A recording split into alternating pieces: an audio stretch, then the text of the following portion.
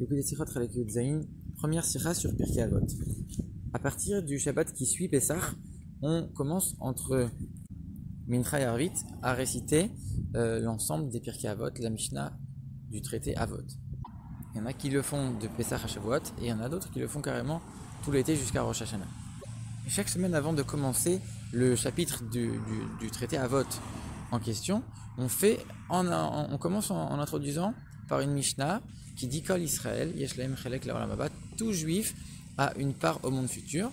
Shenemar V'amar Kulam Tzadikim, comme c'est écrit que tout le peuple de Dieu est composé de tzadikim, de justes, etc., etc. Donc la question que le Rabbi pose, elle est la suivante. Pourquoi on récite cette Mishnah avant chaque chapitre de Avot? Ça voudrait dire que cette Mishnah, finalement, elle a un lien avec tout l'ensemble de ce traité de Avot. Donc finalement, quel est son lien avec l'ensemble du traité des Pirkei Avot? Alors pour comprendre ça, il faut comprendre c'est quoi les Pirkei Avot. Alors il y a deux manières de définir les Pirkei Avot. Il y en a qui vont dire, comme le Barthénoura par exemple, qui vont dire qu'en vérité c'est des paroles de moussar, c'est des paroles d'éthique, des paroles de bonne valeur, de bonne conduite. Et en vérité c'est pas inhérent au peuple juif. Et il y a même plein de non-juifs qui ont fait un certain nombre de livres sur ces valeurs-là, et c'est quelque chose qui est bon de rappeler régulièrement. Ça évite de tomber dans certains traits de caractère qui sont malsains, etc. Et il y en a d'autres qui vont dire, en vérité les deux sont vrais, il y en a d'autres qui vont dire que c'est un livre qui nous apprend, c'est une Mishnah qui nous apprend à faire plus que ce que la Torah demande, à aller un peu plus loin, à être plus pieux, plus racide. C'est les choses qui sont au-delà de la stricte loi, c'est ça Pirkei Avot. Et ça, ces deux raisons-là, on les retrouve dans la raison de cette coutume de lire les Pirkei Avot entre Pessah et Shavuot ou alors tout l'été. La première raison, elle dit que quand ça arrive la période estivale, alors les gens ils ont tendance un peu à se relâcher, à se détendre, et dans leur service de Dieu, ils diminuent un petit peu. Et donc c'est pour ça qu'on vient faire ce rappel avec les Pirkei Avot pour se renforcer et éviter de trop chuter pendant l'été. Et la deuxième raison, c'est qu'en vérité, chaque juif, peu importe s'il est grand spirituellement ou pas, ça veut dire, même si lui, il n'a pas tendance à chuter dans les mauvais traits de caractère ou dans les mauvais comportements quand arrive l'été, même lui, il a l'obligation de lire les Pirkei Avot. Donc en vérité, ça montre que, encore une fois, c'est le côté de faire plus que la loi, et ça, on se le rappelle à ce moment entre Pessah et Shavuot pour se préparer au don de la Torah, à améliorer le comportement. Donc on voit ces deux aspects. D'un côté, c'est pour ceux qui sont le plus élevés. D'un autre côté, ça concerne tout le monde. Donc on voit ici deux extrémités. Maintenant, il faut juste savoir c'est quoi le lien avec la Mishnah de Kol Israël Yesh Lahem Chelek Le'olam Haba, que tout juif a part au monde futur. Alors il faut comprendre qu'est-ce que ça veut dire quand on dit que tout juif a part au monde futur. C'est quoi qu'on sous-entend par monde futur? Olam Haba. En vérité, quand on parle ici du Olam Haba, on n'est pas en train de parler du Gan Eden. Le Gan Eden, c'est le monde des âmes, c'est-à-dire que c'est la récompense de ceux qui ont travaillé et qui ont fait la Torah et les Mitzvot dans ce monde-ci. Ils ont une certaine récompense et ils vont au Gan Eden. C'est un monde où il n'y a que du spirituel, il n'y a pas de corps, il n'y a que les âmes. Et ça, c'est la récompense pour l'étude de la Torah. La récompense pour la pratique des mitzvot, c'est le Olam Haba, c'est-à-dire c'est le moment de la résurrection des morts après la venue de Mashiach. Quelle est la différence? Le Gan Eden, c'est un monde qui est spirituel, comme on l'a dit. L'essentiel de la récompense, il est donné pour ceux qui ont étudié la Torah. Donc c'est une récompense pour l'étude. L'étude, c'est spirituel. Ça fait jouer l'intellect. Donc on comprend que c'est un monde qui est uniquement le monde des âmes, et c'est un monde spirituel. Alors que le Olam Haba, comme c'est la récompense pour les mitzvot c'est des actions matérielles faites avec le corps.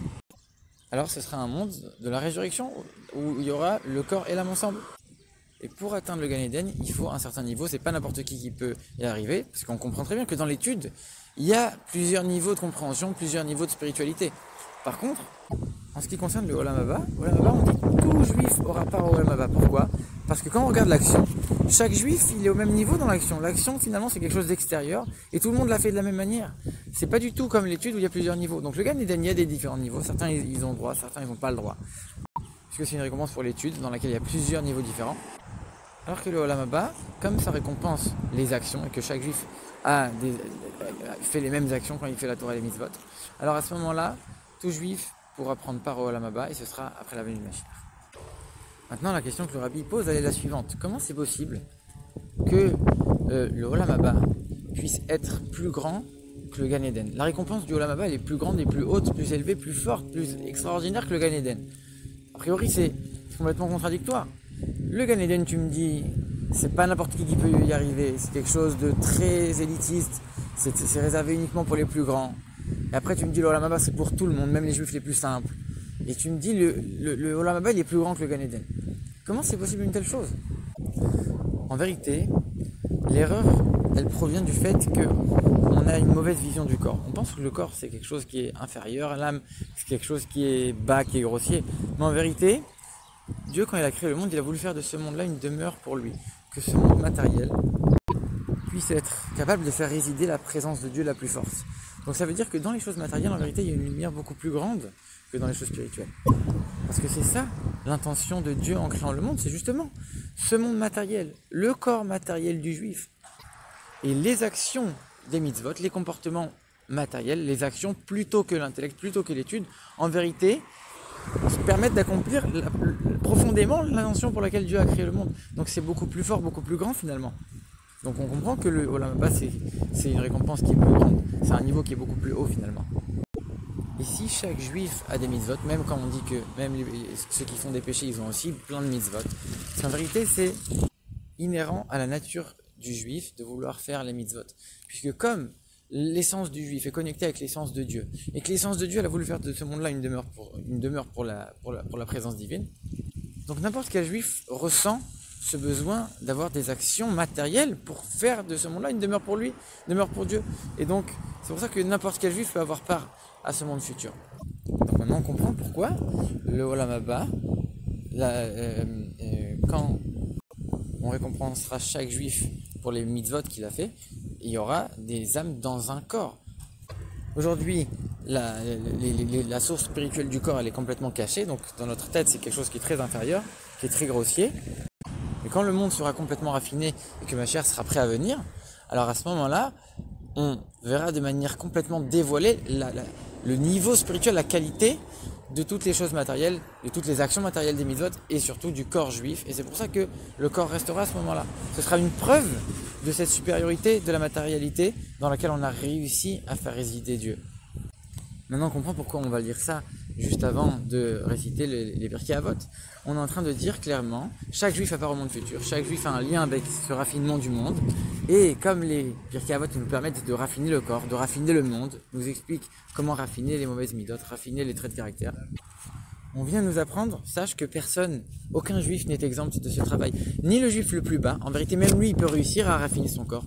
Et il n'y a personne qui peut dire qu'il n'y arrivera pas. Chaque juif il est apte à ça puisque c'est inhérent à son essence. Et d'un autre côté, même ceux qui sont les plus élevés, ils ne doivent pas dire ah non, raffiner le corps c'est que pour ceux qui sont grossiers. En vérité même eux, ils ont un certain niveau spirituel à élever, à leur niveau, même si c'est très fin.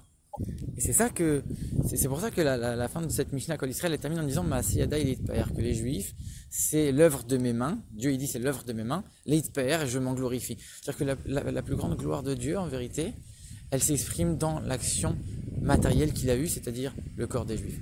Et donc on voit qu'en vérité il y a aucun juif qui peut être écarté de cette étude des Pirkei Avot et de son contenu. C'est pour ça qu'on rappelle au début en disant Kol Israël Shelem Chelek Le'olam Haba, chaque juif a une part au monde futur, chaque juif a une part dans l'œuvre de créer, de faire de ce monde-là une demeure pour Dieu.